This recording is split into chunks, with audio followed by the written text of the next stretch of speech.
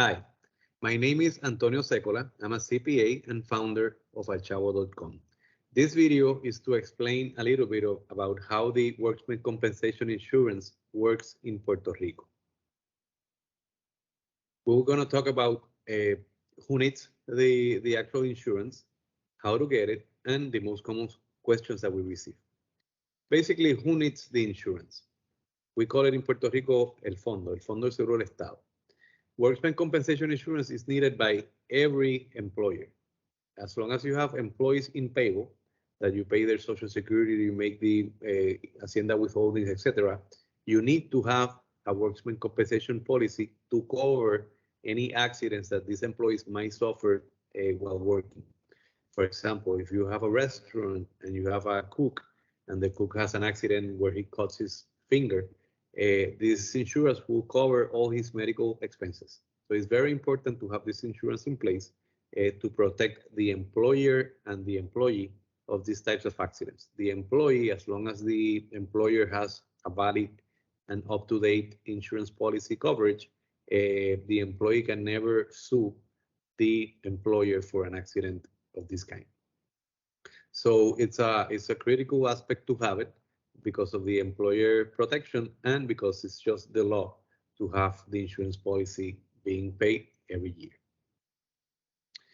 How do you get the policy? Well, there's an initial process where you initially submit certain information, but once the initial process is completed, then it's renewed annually during the month of July. The process is fully done online. You can make the payment right in there when you submit the information. The system, the Fondo website is going to provide an invoice right there at the process finish, and basically it's going to tell you the installments and the payments that need to get done to make sure that the coverage is in effect. Usually the amount to be paid can be paid in 2 installments. You can pay everything at the moment, but if you don't do that, you can then pay approximately half of it at the month of September and half of it during the month of December. It changes on a employee by employee basis, so there's no specific date. The only specific date is July 21, 22, or 20. If it takes a couple of days, but usually during July 21, you need to submit the information and renew the policy, and then the payments will depend on the invoice that you receive right at the moment. The amount to pay will depend on the employee classification.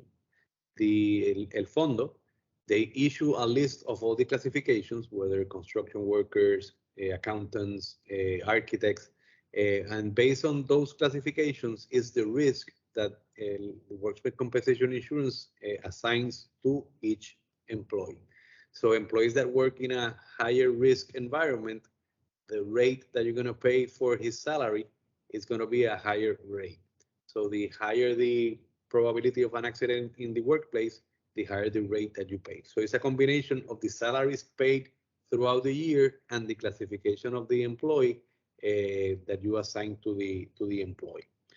The year that the Fondo uses to calculate the salaries paid, it's a year that goes from July 1 to June 30th of the year where you're renewing. So for example, in July 2022, you will be submitting the information of the payrolls paid from July 1, 2021 to June 30th, 2022. So you have until July 21 to submit the information of the prior year. It is required that as part of the information that you submit evidence of tax returns prepared on a quarterly basis to other government agencies. It could be the 941 return, or which is the Social Security return, or the return that you file for the Hacienda withholdings, or the return that you file at the Department of Labor. The thing is that when you renew, the Workmen Compensation website is going to request that you upload the 4 quarters of the year that composes from July 1 to June 30th as evidence of the actual payroll that you paid during the prior year. This is very important to submit that information. So they will be able to audit the information that you submit to them. The common questions, basically one of the most common ones is, why don't you pay the Fondo through the payroll processes. We pay all the other taxes. The answer is very easy. You never know how much you're going to pay for the Fondo. The Fondo is a formula. They change the risk and the rates that they charge per classification every year, so you never really know how much are you going to be paying for your employees. They also give bonus to the employers that have less accidents in their business, and they also make adjustments if they remember that they're gonna estimate how much your premium is gonna be based on your payrolls paid on the prior year. But when you submit the information of the next year, where you have to report what actually happened during the prior year, then they can adjust it upward. If you say you're going to pay $100,000 in payroll and then you pay 150, those 50 grand additional payroll that you paid, they're going to make an adjustment and going to charge you as part of the renewal of the next year. So it's a very confusing formula. The important thing is that it's done once a year during July and that you can pay right away or you can then pay into installments. There's another common question whether we need to include the professional services or not within the information of the coverage. And the answer is no, you do not need to include the professional services. However, if you want to be covered by the insurance policy, then you include them. We're talking about handymans and delivery people and persons that can be under contract, that they're not your legal employees. You can include them in the policy so that if something happens to them while working for you, that you are protected and covered, and they are also covered and protected. My recommendation is to only do business with suppliers and professionals that have their own coverage. They're supposed to have their own. So basically, if you make sure that they have their own coverage, then you don't need to include them in yours because they're already covered. So you can ask for them every year the evidence that they have their coverage up to date and that they're covered, so that you don't have to pay for them. There's also a process if you're closing a location. For let's say you have 10 restaurants and next year you know you're going to close 2 of them. You can adjust the amount of payrolls that you expect to pay so that you pay the lesser number. So there's a process where you actually submit your projection for next year so that you pay only for whatever you're projecting your payroll to be. There's also a different kind of policy for employers that have events, that they have like a show or a construction, that they have a beginning and an ending, and then you don't have to pay for the premium for the whole year and renew it every year. It's called an eventual policy. So you can have an insurance policy that covers a specific event, a show, a construction, something specific that has a beginning and an end. The important thing is that at the end, you need to go to the Fondo and make sure that you liquidate that policy. You need to report how much was the actual payroll paid so that they can set it up with you. And another common question is whether if you're the only employee and you're the owner, if you have to have your policy. And the official answer is yes. You need to have, if you're in payroll, you need to have your policy. That's it. However, there's some exceptions. If you have a company and you are an employee of that company and that company is regulated by the government, let's say an architect, a CPA firm, there are certain industries that are regulated by the government. So if you have a PSC, a professional service corporation, or an LLC, and you're in those industries where the government has to give you a license to perform your work, then the owner's compensation can be deducted or excluded from the total compensations paid so that you don't pay for yourself. The logic behind that is that you don't have to, cover. You're never going to sue yourself for an accident that you suffer in your office, so the policy wouldn't make any sense. However, that exception only applies to professional service corporations and LLC, where the government needs to assign you a license to do the business.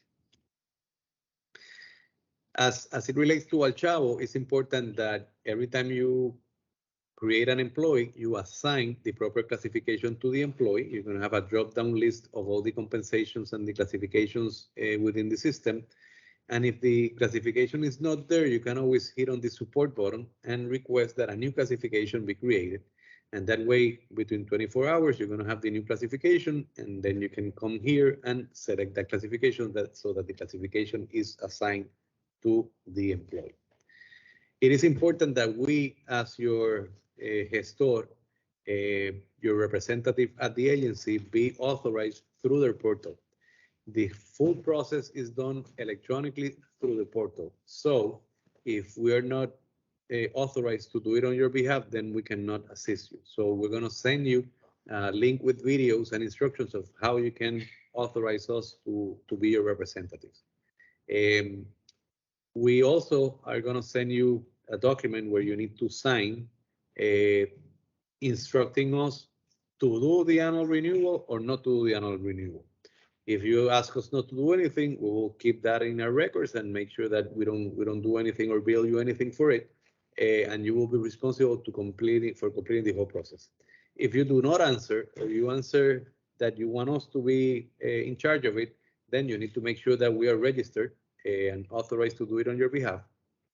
And second, you need to specify if you want us to take care of the payment as well.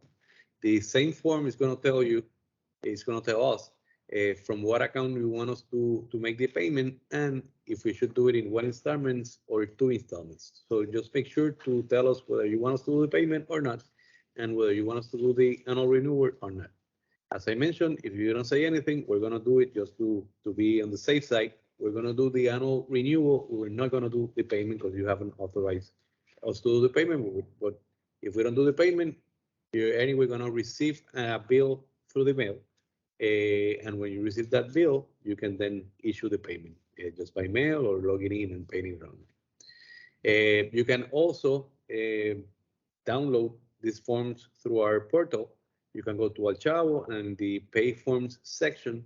You can download the quarterly returns that we have prepared for you. And you can also download the information that you need for renewing the state insurance fund. So basically, you can do it yourself as long as you understand what you're doing. And everything that you need is in the system. If you want us to do it, we need your written authorization to do so. So please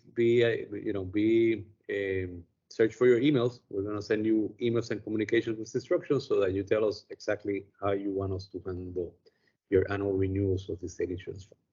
Thank you so much. Please stay healthy. I hope nobody has an accident in your office. But you know we're here to help you. So anything you need, please let us know. Have a great day.